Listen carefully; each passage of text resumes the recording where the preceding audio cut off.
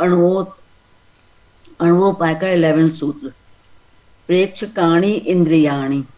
पिछली बार हम लोगों ने पढ़ा था कि जो भी कुछ हम लोग करते हैं उस सबका इम्प्रेशन हमारी अंतरात्मा पर पड़ता जाता है और उसी के अनुसार हम लोगों को नेक्स्ट बर्थ में जन्म मिलता है। इस अब 11th में कह रहे हैं प्रेक्षकाणी इंद्रियाणी। इस संसार नाट्य को जगत रूपी रंगशाला में बैठकर देखने वाले अन्य व्यक्ति उस नर्तक के केवल बाह्य रूप को अपनी इंद्रियों द्वारा देखते हैं। दूसरे लोग अपनी इंद्रियों के द्वारा उस नृत्य को देखते रहते हैं, जगत के केवल बाह्य रूप को देख पाते हैं। The other souls in the world theater who are witnessing the play see the actor only in his external part through their sense organs. The real drama which is being played is on the plane of divine ideation, and the real actor are the monads, but in the lower worlds of manifestation in which we are confined, we can see neither on the stage of the lower planes. We can see only the bodies in which the monads are clothed, and those who witness the drama, that is the other people of the world, can see only these bodies. How can these bodies be seen? Through the sense organs of the spectator. Spectators खाली बाह्य रूप को ही देख पाता है। The student will see how these are really two worlds functioning simultaneously, one the reflection of the other. On the one hand, we have the reflection of the other. On the one hand, we have the word of divine ideation, in which the spiritual monads are the actors as well as the spectators. And on the other hand, there are the lower worlds of manifestation, in which only the bodies of the monads and their activities in this world provide the play on the one hand, and the sense organs of the other people provide the audience who witness the play. इस तरह से दो word में simultaneously action हो रहा होता है। एक तो डिवाइन आइडिएशन वर्ड है, दूसरा ये हमारा लोअर वर्ड है। तो हम लोग केवल बाह्य रूप को ही देख पाते हैं जो भी कुछ नाटक हो रहा है इस दुनिया में। 12th है धीवशात सत्व सिद्धि। धीवशात अनुभव शक्ति को वश में करके अधिक कुशाग्र करने से सत्य का अवबोध होता है। जब हमको अनुभव प्राप्त होते हैं तो हमको सत्य का अवबोध, अपने अपने स्व अनुभव से सत्य का अवबोध होता है। दूसरों के अनुभव से हमको बोध नहीं हो सकता है। अपने अनुभव से अनुभव का बोध, सत्य का बोध होता है। The perception of reality is attained by controlling and making increasingly penetrating the power of perception. It is only when the consciousness is turned inwards towards the center and the passing through that center becomes fused with the universal consciousness of Shiva in the world of reality that the powers become truly infinite. We should remember that the essential nature of Atma is सच्चित आनंद। Basically तो हमारा essential nature सच्चित आनंद है, और हम जब उस शिव चेतना में खो जाते हैं तो हमको इस सच्चित आनंद की प्राप्ति या अनुभव प्राप्त होता है। वो भी हमको अपने अनुभवों से प्राप्त होता है धीरे धीरे। It is only when the consciousness is turn inwards, जब अपनी चेतना को अंतर्मुखी कर लेते हैं towards the centre and passing through that centre, और जब उस सेंटर से हमारी चेतना पास होती है, becomes fused with the universal consciousness of Shiva in the world of reality, तो वो universal consciousness of Shiva के साथ मिल जाती है। that the powers become truly infinite, तो वो शक्तियाँ सचमुच में infinite हो जाती हैं। we should remember that the essential nature of Atma is सच्चित आनंद। 13th है सिद्ध स्वतंत्र भाव है। अनुभव शक्ति पर अधिकार हो जाने से देश कालादि के बंधनों की श्रृंखला से चेतना मुक्त होकर सर्वथा स्वतंत्र हो जाती है। जब हम अपने अनुभवों की शक्ति पर आधारित होकर हो जाते हैं तो देश काल आदि के बंधनों से हमारी चेतना मुक्त सर्वथा स्वतंत्र हो जाती है. On attaining complete control over the power of perception, the yogi attains a state of being in which he is quite independent of the ordinary limitations which confine embodied consciousness of human being in varying conditions of time and space. तो देश और काल से चेतना मुक्त हो जाती है. सिद्धा here means complete attainment of perception. यहाँ सिद्ध का मतलब है जिसने परसेप्शन पूरी तरह से प्राप्त कर लिया है. Perception in order to obtain realisation of our real nature और to become established in the सत एस्पेक्ट ऑफ कॉन्शियसनेस. वो परसेप्शन जिससे कि हम उस रियलाइजेशन को प्राप्त कर सकते हैं और सत एस्पेक्ट में एस्टेब्लिश हो सकते हैं, स्थित हो सकते हैं.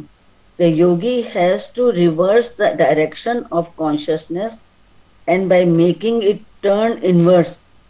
योगी को अपनी उस चेतना को इनवर्स ले जाना होता है, अंतर्मुखी करना होता है, अंतर में ले जाना होता है अपने.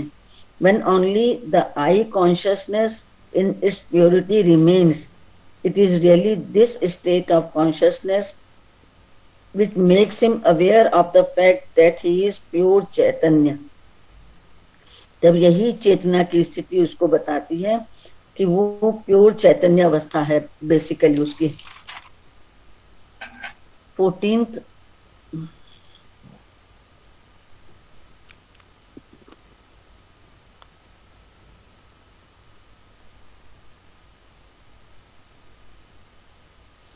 आवाज आ रही है अब धनंजय जी? आ रही है बोलिए आप. अच्छा, बीच में गायब हो गया था ना मोबाइल. हाँ, एक मिनट के लिए गायब हो गया. हाँ, एक सेकंड इसलिए. 14th है यथा तत्र तथा अन्यत्र. तब इस अवस्था में योगी सृष्टि के किसी भी स्थान में चेतना युक्त होकर कार्य कर सकता है. तब योगी जब वो इस स्थिति को प्राप्त कर लेता है तब वो किसी भी स्थिति में अर्थात हर जगह सृष्टि के किसी भी स्थान में चेतना युक्त होकर कार्य कर सकता है. मतलब अपनी चेतना में रहते हुए कार्य कर सकता है. As there so also elsewhere और as under these circumstances so also under any other circumstances. The implication of the above enigmatic statement is that the yogi has awareness and can function in the same manner everywhere within the manifested system of to which he belongs. अर्थात योगी कहीं पर भी उसके अंदर ये awareness होती है और वो कोई भी कार्य कर सकता है किसी भी मैनिफेस्टेड सिस्टम में के अंदर टू विच ही बिलोंग, जिसके अंदर जिसको कि वो बिलोंग करता है. When the consciousness of the individual is liberated from these limitations, जब इन लिमिटेशन से चेतना मुक्त हो जाती है and he is no longer tied to the particular set of bodies he has evolved, he acquires the capacity to function through any other mechanism. जब उस कोई particular set of bodies में वो लिमिटेड नहीं रहता है तब वो कैपेसिटी प्राप्त कर लेता है जिससे कि वो किसी भी मैकेनिज्म में काम कर सकता है. ऐसा योगी को पूरी शक्ति प्राप्त हो जाती है. 15th है बीजावधानम. तब उसकी चेतना सृष्टि के बीच में अर्थात सृष्टि के निर्गम स्थल में केंद्रित होती है. बीजावधानम. Then his consciousness is centered in the seed of the manifested system or the source from which the system is projected. This aphorism follows the aphorism yatra tatra anyatra and should be interpreted taking into consideration this fact. The yogi whose consciousness is centered in his Atma can become aware of any part in the field of his consciousness wherever the center of his consciousness is directed. जब योगी की चेतना इस तरह से centred हो जाती है उसकी आत्मा में तो वो सब तरफ उसकी चेतना जा सकती है। The centre of his consciousness, जहां कहीं भी वो अपनी चेतना को डायरेक्ट करता है जाने के लिए। इसी को शायद हम लोग हिंदू रिलीजन में कहते हैं त्रिकालदर्शी। तो जहां भी चेतना ले जाते हैं वहां पर उनको दिखाई पड़ जाता है क्या है। Although the yogi can become conscious of any part of his mental world existing on the different planes of manifestation, his consciousness remains centered in the point from which this mental world is projected. योगी की चेतना उस केंद्र में स्थापित हो जाती है जहां से कि मेंटल वर्ल्ड प्रोजेक्ट होता है। It is through this point that the universal consciousness enters the field of individual consciousness and not only creates the mental world of the individual but also illuminates it with its light. तब चेतना उस field individual की उस field of consciousness में पहुंच जाती है जहां पर न केवल वो क्रिएट नहीं कर सकता है बल्कि वो मेंटल वर्ल्ड में वो इंडिविजुअल उस चीज को इल्यूमिनेट भी कर सकता है अपनी लाइट्स के द्वारा। अर्थात उसके अंदर इतनी शक्ति आ जाती है कि वो जो चाहे वो क्रिएट भी कर सकता है और उसको वो इल्यूमिनेट भी कर सकता है। It is for this reason he is शरणा स्वकी सर्व साक्षी, इसीलिए वो सर्व साक्षी बन जाता है। The eternal witness whose consciousness embraces everything in his manifested system, वो इटर्नल विटनेस उसको प्राप्त हो जाती है और उसकी चेतना इस मैनिफेस्टेड सिस्टम में स्थापित हो जाती है। This point is called a बीज और सीड फॉर ऑब्वियस रीजन, इसलिए इस पॉइंट को बीज कहा गया है क्योंकि it is like a seed from which a manifested system sprouts. ये एक इस तरह का सीड है कि इसी से मैनिफेस्टेड सिस्टम स्प्राउट होता है, पैदा होता है। Like a tree grows and after running its course disappears at the time of प्रलय, जैसे कि पौधा पैदा होता है और प्रलय के समय पर डिसअपियर हो जाता है। तो इसी तरह से योगी की चेतना सर्वसाक्षी हो जाती है और अपना काम करके फिर वो प्रलय के समय पर डिसअपियर हो जाती है। आसनस्थो सुखम हृदय निमज्जति 16th है। आत्म चेतना में सत में अवस्थित रहकर वह आनंद सागर में डूबा रहता है। योगी अपनी आत्म चेतना में सत में अवस्थित होकर के कंसंट्रेटेड होकर के आनंद सागर में डूबा रहता है। तनिया जी सुनाई दे रही? मेरा मोबाइल तो बंद हो गया जैसे। हाँ आ रही है, बिल्कुल आ रही है आपकी आवाज। अच्छा, लेकिन मोबाइल तो बंद है। Established in atmic consciousness, he keeps diving into the ocean of bliss. आत्मिक कॉन्शियसनेस में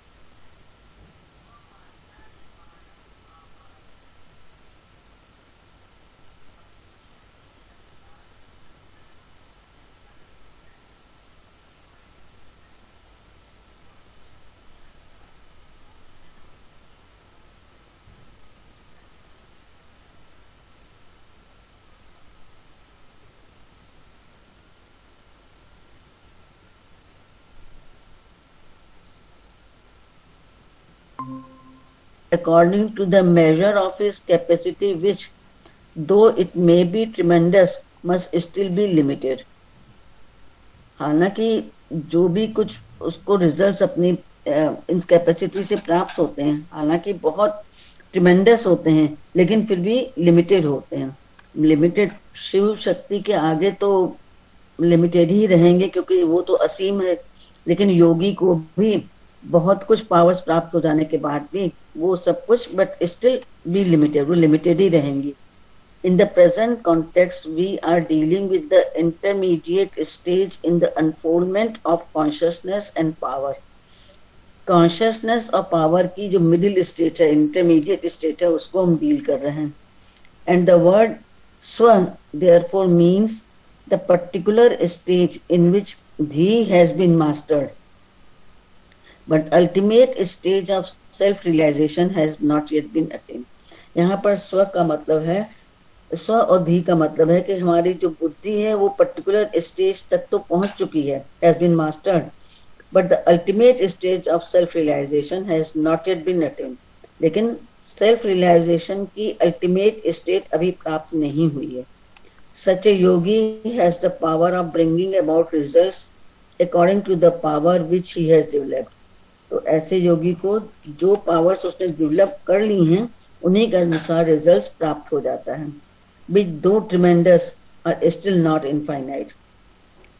उद्यम करने पर, ध्यान करने पर जो भी साधक होता है उसको धीरे धीरे उसको अपनी आत्मा का बोध होता जाता है, क्योंकि हमारी आत्मा तो सच्चित आनंद स्वरूप है और हम उस शिव शक्ति हमारे अंदर है, क्योंकि हम उसी से ही उत्पन्न हुए हैं, उसी शिव शक्ति से, तो इसलिए वो भी हमारे अंदर है.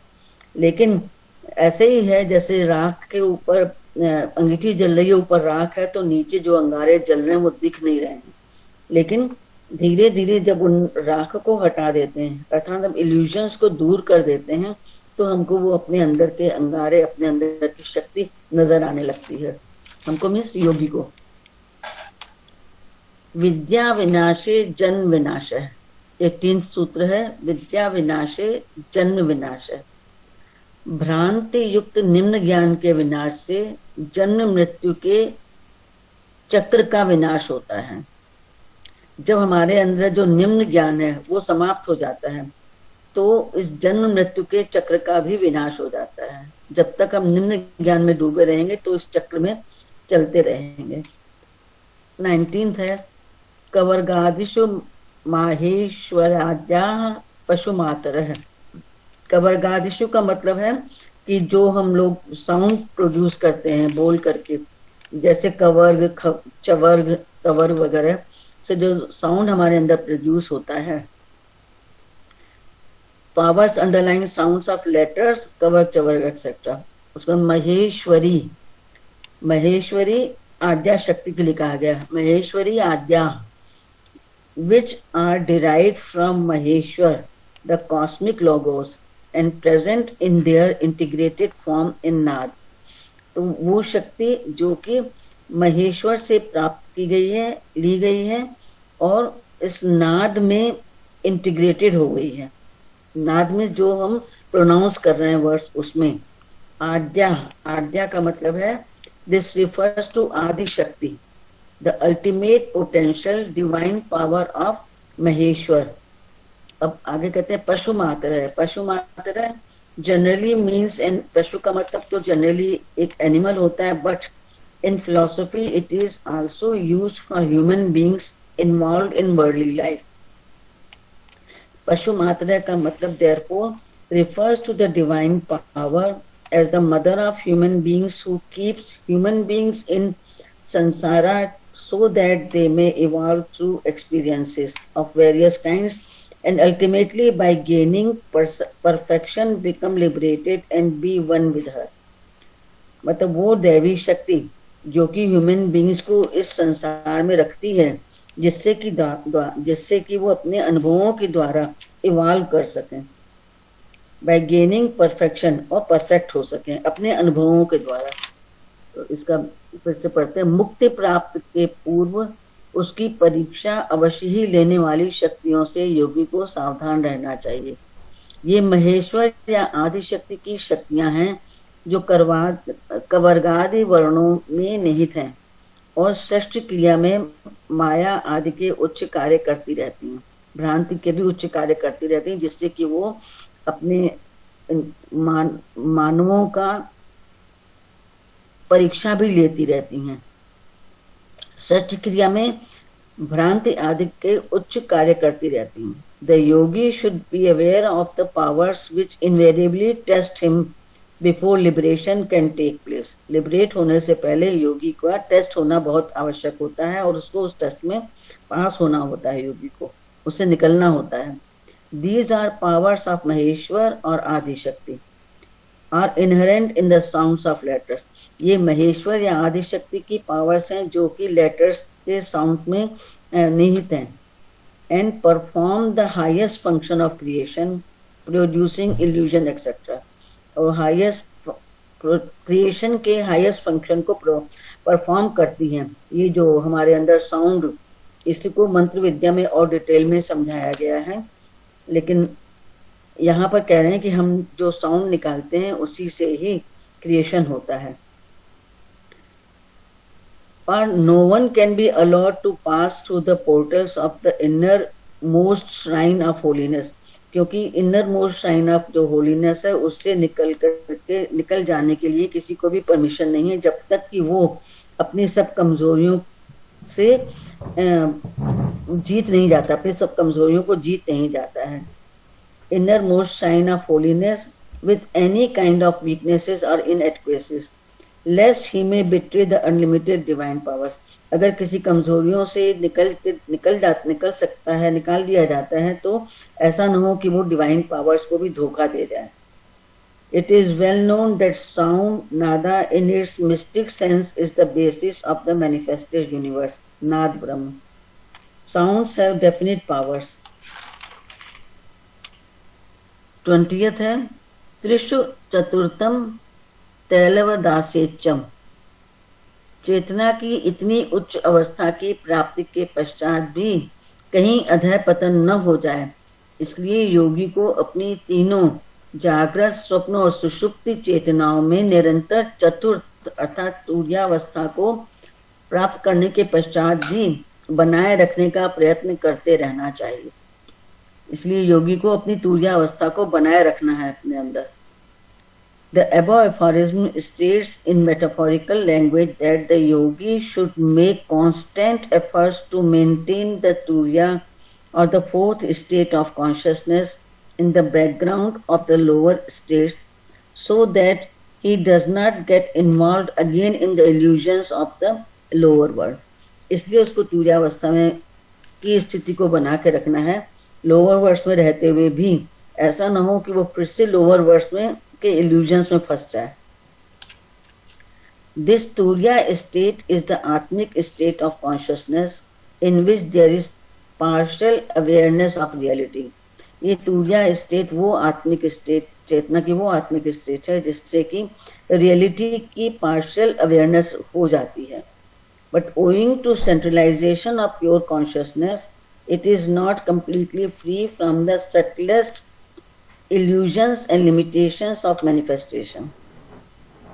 But owing to centralization of pure consciousness, लेकिन pure consciousness के centralization की वजह से